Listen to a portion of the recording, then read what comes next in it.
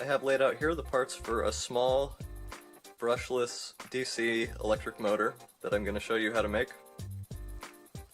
I only actually have one ball bearing, but if you have two, that would be better. And a shaft that matches the inside diameter of the ball bearing. And the shaft needs to be a little bit longer than this little jar that I have. This is a 3/16 inch steel rod. This jar is from fishing bait jars. This is a plastic one. And I have 4 powerful magnets. These are some old neodymium magnets. And this is some enamel coated copper wire. This is just some that I salvaged. I didn't have to go buy this. But if you look around, I mean, depending on where you are, how bad litter is, but you might be able to find like a TV or a microwave or 12 steel screws. You want them to be pretty short and thick. This motor has 12 coils that are broken up into an A set, a B set, and a C set. Each set has 4 coils, and 2 coils in each set are wound in one direction, 2 coils are in the opposite direction. And each set is in series with itself, so all the A's are in series, all the B's are in series, but each set is separate. The engine operates in a 6-step cycle to rotate the magnetic field and cause the rotor to spin. You can see in this hard to look at wiring drawing that the 3 series of coils are all connected at one end to each other, and at the other end there are 3 wires, one from each coil series, as the input wires for the motor. In the first step, it's A plus, B plus, meaning that current is flowing in the forward direction through the A and B coils. It starts by a positive signal flowing in through the A plus wire to the junction. And you can see that this makes a north magnetic pole facing inward at each of the A plus coils, and a south magnetic pole facing inward at each of the A minus coils. From the junction it flows in the forward direction. The plus signal flows into the B plus wire and through the coils, the B series of coils, out the B minus wire to the negative source of the power supply, and creates the same magnetic fields.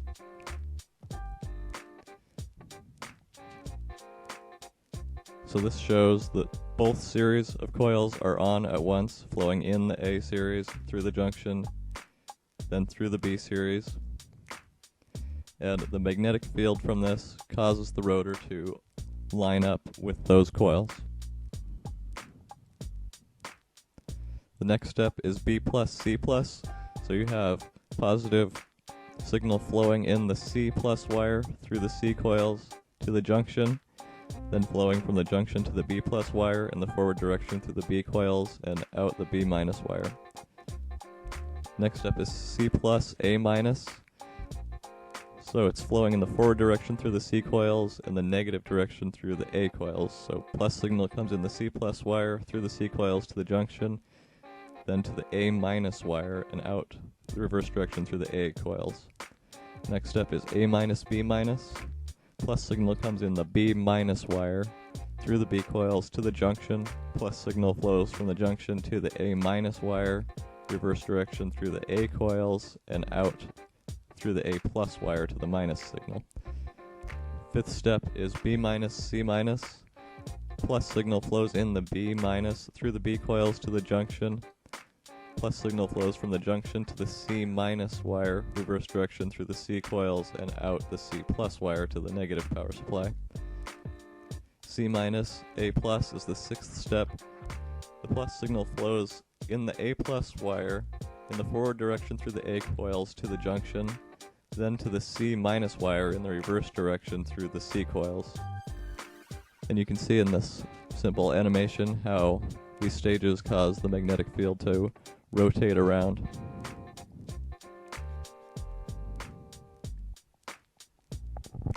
Strip of paper and wrap it around.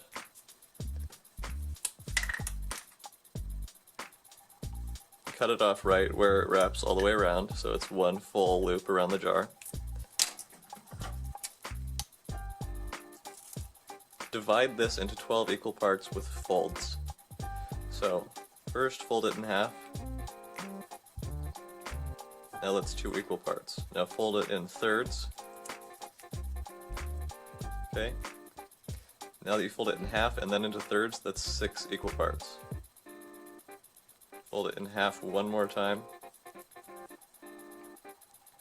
And that's 12 parts that are at least pretty close to equal. You can see each crease is 1/12. So now we just wrap that around.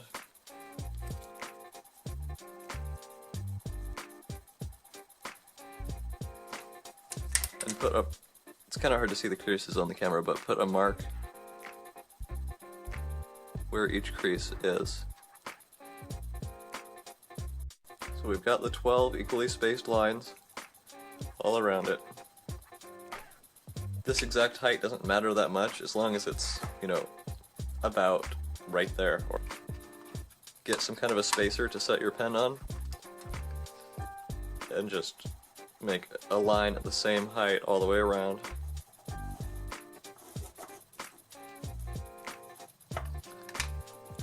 So now you can see you have an intersection point there with each 1/12 of the circle line and the line that shows the correct height. So we need to drill a hole at each of those intersections. There, there, there, and there, all the way around. And the hole needs to be a hole that these screws fit nicely into.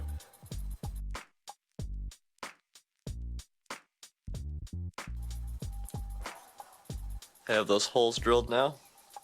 Once you have that, now you get to do the kind of interesting and difficult thing of trying to put these screws in the holes from the inside.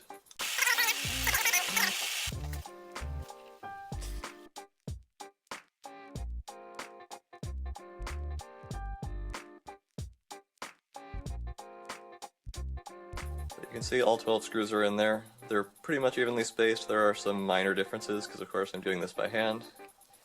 So in order to prepare for winding the coils, pick one screw to start and go A, B, C. Then the next one after A, B, C is A negative, B negative, C negative, then back to regular A, B, C, and do this to all of them. Now that you've got those marked, it's time to start winding the coils. So we need our magnet wire and just our cylinder here. We'll start first at one of the A's, regular A. Tape down the end of the wire with a piece of masking tape. Like have a bit of excess from the A. Tape down the end of the wire and write on it A, a plus and a minus. And this is just going to be basically categorizing for sorting the wires. It's not really telling you which wire is the plus wire, which wire is the minus wire. Just sorting the wires. So, starting at A, wrap clockwise, and you have to count your turns.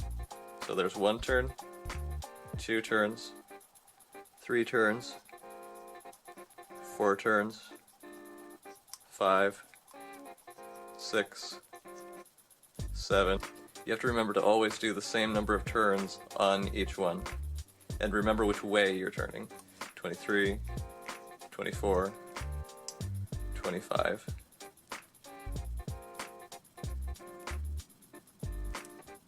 Alright, so 25 turns.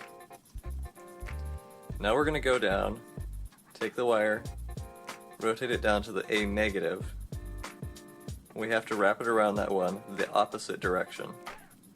So we just wrapped that one clockwise, Now the A clockwise, the A negative now has to go counterclockwise, same number of turns. 1, 2, 3, 4, 24, 25. Okay, that's 25 turns on the A negative. Now we can take it back around to the next A, regular A. And then wrap 25 turns clockwise on that again, because the regular A's are clockwise 25 turns, negative A's are counterclockwise 25 turns. So wrap 25 turns on that. And then finally, we go back around to the next negative A, and we wrap counterclockwise 25 turns again. Right. So there we have 4 A's wrapped. Now you can cut off the wire.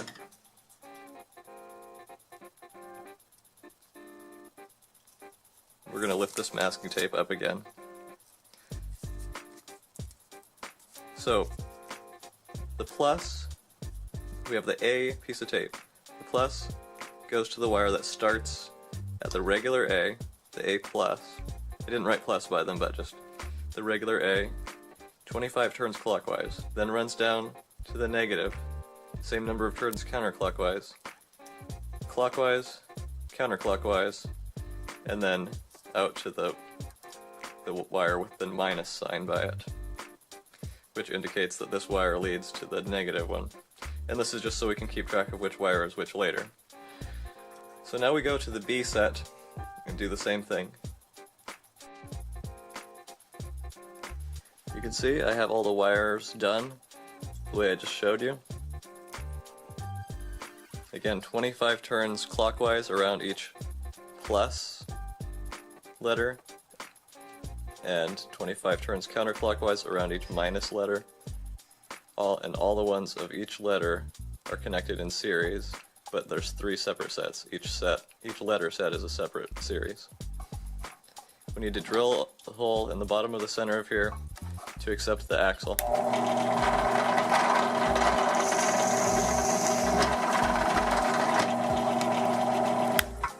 Just make sure it's big enough. And it is, but the lid of the container, you can choose to put in the bearing or not. It's not going to be necessary to have ball bearings.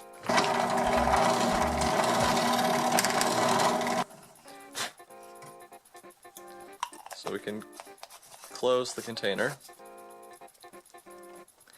and you can see that's fine. That's really not that much friction. The parts that I have set out here are going to be for assembling the rotor. So this is just a piece of wood, but I've got drilled down it a hole that accepts our 3/16 inch metal rod.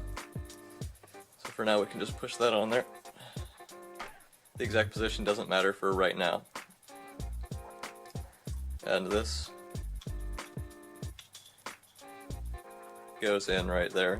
And the magnets, one magnet is going to mount to each of these flat sides.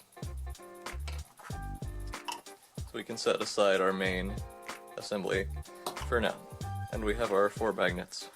I've marked each one with a silver side, which is the regular metal color, and a dark side that's colored with Sharpie. And you can see, obviously, silver side and dark side attract for each one. It doesn't really matter which one is actually the north and south pole of it. We don't need to know. So on 2 opposing sides, we're going to have dark sides of the magnet facing out. And you can see that because of the steel rod in the center, they stick even though they're facing the way that would normally repel. So we have dark side facing out, opposing each other. And then the other two sides will have silver side facing out.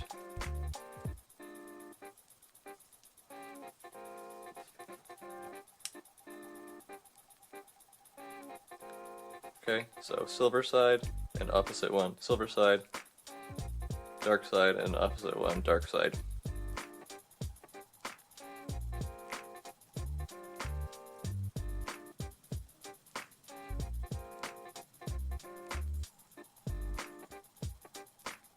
This is the completed rotor with 4 magnets on it, 2 with black side facing out and 2 with silver side facing out.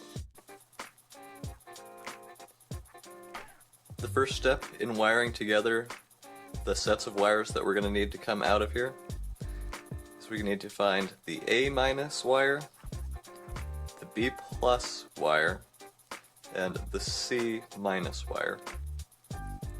So again, we'll take those out of there now, and we don't have to keep track of them anymore. Once we take these 3 out, the A-, the C-, the B+,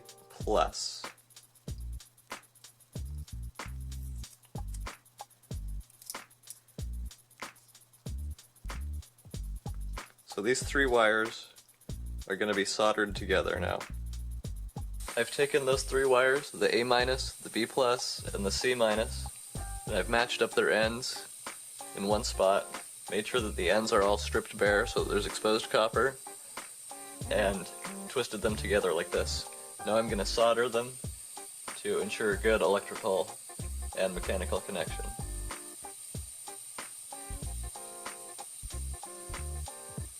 After soldering that, I have sealed over it with some electrical tape, and then I'm going to put a piece of shrink tube over it to ensure that the electrical tape doesn't peel off later. Next, we just need to extend these 3 wires so that they can reach to the controller. So I have pre-cut a few wire extensions. It doesn't matter exactly how long, they just need to be as long as you want them to be to get between your motor and your controller. So I cut 3 of them equal length, and I'm going to solder them on to here, onto each one of these wires, the A+, the C+, and the B- wires. Okay, I got those 3 soldered on there, and I wrapped each of them individually with electrical tape so that they can't make contact with anything covered over the solder joint. And each one I gave a flag out here to indicate which one it is, so it's easier to keep track of. Again, A+, C+, and B-. And I slipped this piece of heat shrink tubing over it. So since we have the labels out here now, we no longer need these labels. Slip the shrink tube over it.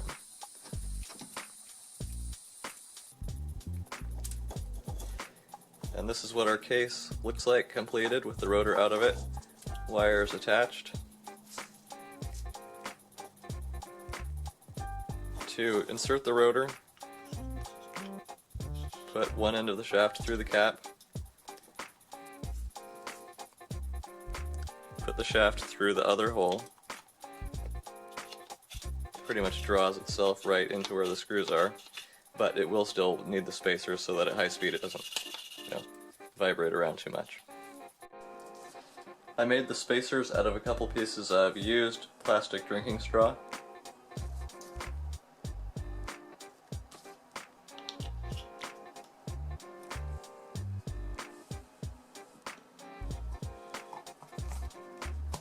And these will keep the shaft from being able to slide forward and back very much.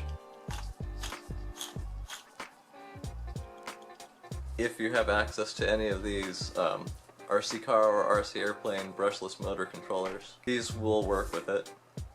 I soldered on some of the plugs that go into the end of the electronic speed control, so I'm just going to plug those in, and we'll see how it goes with this speed controller.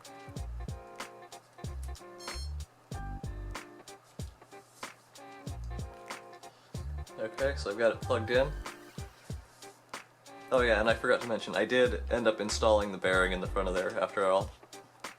To do that, all you have to do is drill a hole that's the right size and then super glue the bearing in.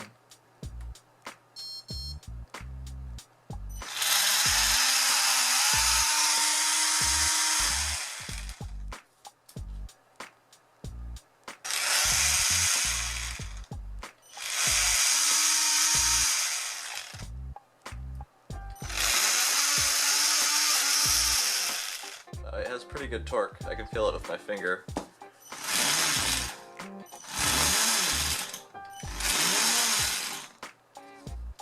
It's a little bit scary with these screws sticking out of it like spikes, but